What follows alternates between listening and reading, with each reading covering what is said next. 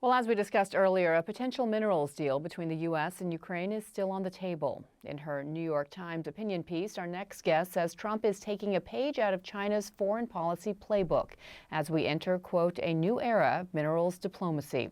Gracelin Baskaran is the director of the Critical Minerals Security Program at the Center for Strategic and International Studies. And she joins Hari Sreenivasan to discuss why leaders are going after these precious resources. Bianna, thanks. Gracelin Baskaran, thanks so much for joining us. In the last week, we saw a potential deal between the President of the United States and the President of Ukraine fall apart about mineral rights. And I think, people were kind of caught up in the viral moment that happened in the Oval Office, and all the information and news about this entire mineral conversation got buried. So let's kind of back up a little bit and set the table a little bit for our audience here. What was the mineral rights deal that was supposed to take place? So the original deal actually called for Ukraine to pay $500 billion back to the United States for military aid that had already been provided. In exchange, President Zelensky wanted security guarantees.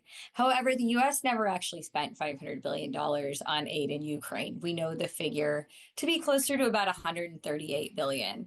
So eventually the deal got negotiated down and down and down. And ultimately where we landed is that there would be a fund that would be set up, and all future mineral, oil, and gas projects would take 50% of their revenue and put it into this fund. And this fund, amongst other things, could also invest in Ukraine. However, the security guarantee never came back, which was the point of ultimate contention. So I guess that's kind of, you're laying out what both parties wanted. On the one hand, the United States wanted some sort of recompensation for the aid that we've given. And on the other hand, Zelensky assumes that, hey, if I'm in a long-term partnership with the United States, they're going to want to protect their assets. So I get some security. That's right. He wanted an explicit security guarantee included. And then President Trump argued that, the cooperation in of itself was an implicit security guarantee, that there would be less likelihood of another invasion if there was a strong relationship with the U.S. Okay. And now let's talk a little bit about kind of what are the minerals at stake here? Why are we intrigued by what is on the inside, underneath the soil of Ukraine? It has a variety of resources. They've got everything from oil, gas, coal, but they've got graphite, rare earths, uranium, titanium. But what we were really after were the rare earths. And rare earths are a group of 17 elements. And they're actually a bit of a misnomer because they're not actually rare. In fact, they're everywhere. But they tend to occur in small quantities, and they're very difficult to extract. But over the last 5 years, the U.S. has really prioritized rare earths because they've been weaponized by China. The earliest kind of weaponization was back in 2010. China cut off rare earth exports to Japan over a fishing trawler dispute. And then since then, we've seen them roll out a series of restrictions on the U.S. Now, rare earths, while used in energy technologies, are absolutely vital for our defense. We use them in missiles, lasers, tanks, warships, fighter jets, all munitions. And so what the U.S. did, because China has 90% of the world's rare earth processing capabilities, is we decided 5 years ago that we were going to leverage our Defense Production Act, and we, through federal funds, put out $300 million to build rare earth separation facilities here at home in America. Now, the big dilemma is that geology doesn't totally favor us. So we have about 1.3% of the world's rare earths, which aren't really enough to feed the processing capabilities we're building.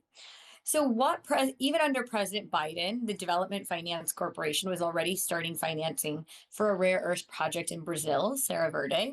And then we saw a rapid escalation of that under President Trump.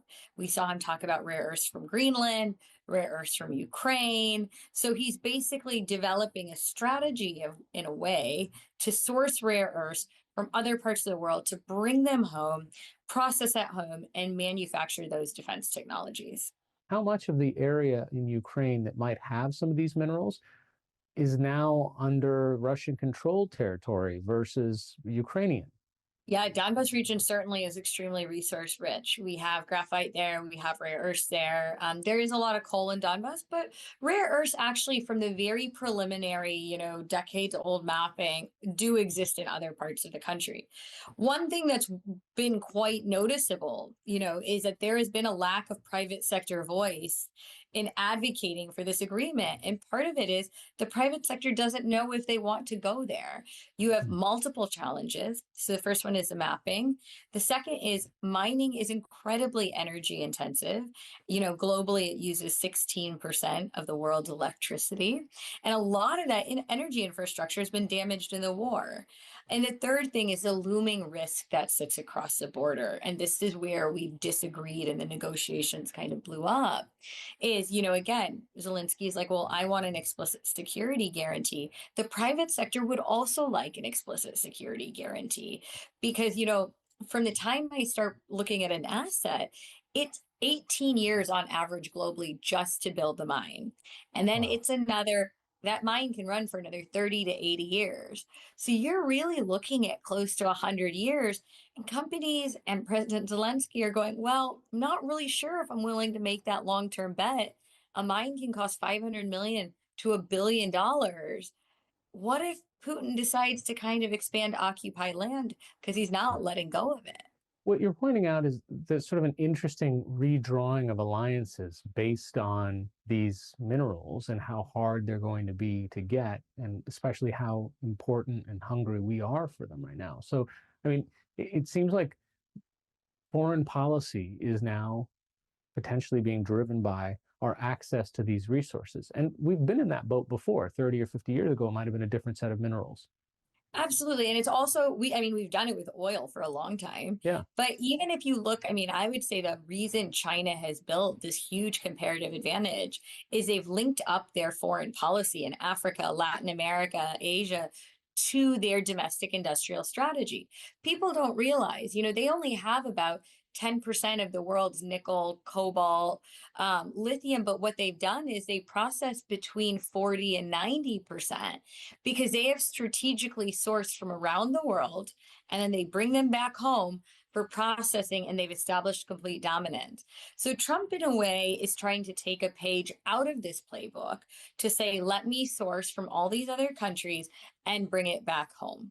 Which is a kind of a case example of how interconnected the world is. And while on the one hand, policy might say, I want to be America first, what you're pointing out with this is that you're interdependent on all these countries where the actual minerals are sitting in the ground, even if you have the factory capacity to process them, right? Absolutely. And you see this with President Trump's executive order on energy. He talks about mining both at home and abroad, so even in the America First agenda, he hasn't taken out the fact that we have to go global if we want to secure minerals because we do have limited geology. I guess explain to our audience a little bit about how China has shaped their foreign policy around mining and minerals. So China's investments in their foreign policy has largely targeted mineral-rich jurisdictions. So, for example, Chile was one of the first countries to become, part of the Belt and Road Initiative. And now they supply a third of China's raw copper that is now refined in China and then processed and manufactured into really important technologies. If we look at Africa, Belt and Road Initiative investment has been used very strategically. An interesting example back in 2007 was, DRC had just come out of conflict. And what China did is they negotiated a deal. They provided $3 billion of infrastructure to the DRC in exchange for access to $93 billion of cobalt and copper and Kolwezi down in the copper belt. Today, 15 of the 19 biggest cobalt and copper mines are owned by Chinese companies. So it was a very strategic long-term bet where they provided the infrastructure to develop the country at a time when no other country really wanted to come in and provide that capital.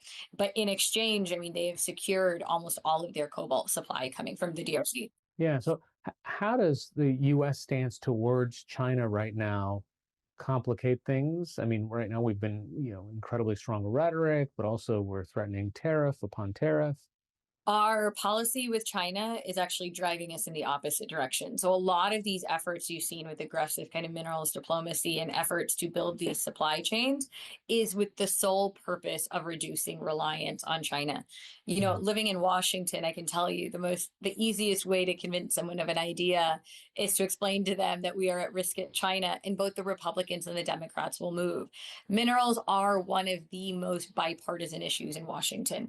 In fact, you know, shortly after inauguration, I was talking to a senator's office and he said, you know, we actually think minerals might be one of the only areas we can co-write a bill in now. So that is the era that we are in Washington. Is it touches on departments of defense, state, interior, commerce. It's far reaching. In fact, I think there's 15 government departments working on minerals, and it's really a countering China effort. Is there a potential here? Are there any minerals that are so necessary to us that we would go to war over them? Is it what's in my cell phone right now? Is it what might be in an electric car battery? Or is it something that, as you pointed out, is maybe in a missile or some sort of other weapon system? So I would say the ones that are in our defense technologies, which is actually where China has been hitting the hardest lately. So some of the recent restrictions have been on antimony. Then we saw tungsten come out. People are worried about titanium because these are really hard materials. If you go back and you look at the restrictions China rolled out the first week of December in 2024, they actually left open a provision for other super hard materials. And sure enough, tungsten came right after that. So those are the critical vulnerabilities we're looking at right now, because for some of these, the US doesn't have an alternate supply. You're in Canada right now for a conference about this. And what are the people that are there thinking about, look, they might be talking about mining and minerals most of the time, but the geopolitics of this has become very front and center, at least to the rest of us over the last couple of weeks.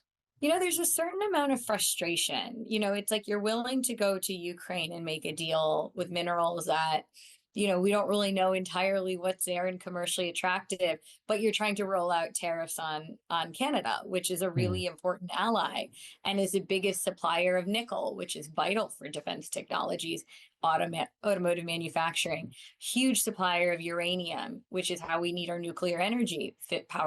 We get 1/5 of our power in the US from nuclear energy. We don't really produce much uranium.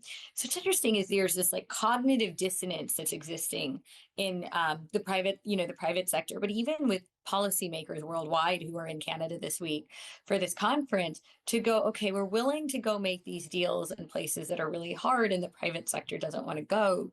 But then we have our really stable allies over here that we're penalizing when they could be really strategic in reducing our reliance on China. So if we are trying to do this, I mean, I guess, is the intention kind of in the right place? Because it seems like if China controls such an enormous quantity of minerals that we need at intense sort of amounts, should we be trying to figure out how to acquire our own steady supply of those things? That's the goal of what we're trying to do. So if we look at the last 5 years, you know, we have our Development Finance Corporation, which is how the US funds projects abroad. And we've seen, you know, we own part equity in a rare earth project in South Africa. We have part equity in a nickel project in Brazil. We did a loan for a graphite project in Mozambique that feeds back to Louisiana. So it is a growing effort. You know, what we're doing now is we're building on actually 4 really phenomenal years of what I like to call minerals diplomacy. Now, obviously, Trump's tactic is a lot more aggressive in terms of, you know, making it potentially the end of a war, hinging aid to it, talking about annexing. So, I mean, it is part of a strategy that we've been building over time because we're not going to counter China alone. It's physically impossible.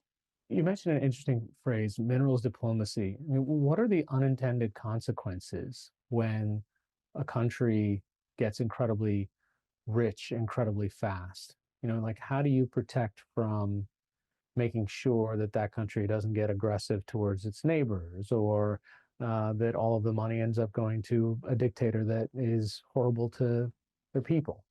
The short answer is that we can't. We did, as a government, this $150 million loan to a graphite project in Mozambique. And then the civil war basically ended the project and it went force majeure in December.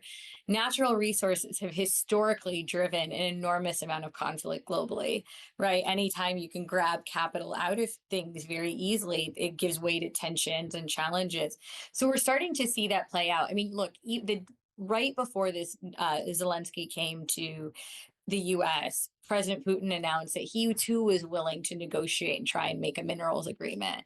And he didn't just negotiate with minerals on Russian land, he was willing to also do it with minerals on Russian occupied land, which is a bit of a red flag. So again, we've seen that his willingness to negotiate with land that's not his is part of why the private sector is going, hey, that doesn't mean he's not going to further expropriate land and take it once the investment is here. So we have seen that driver of conflict certainly escalate.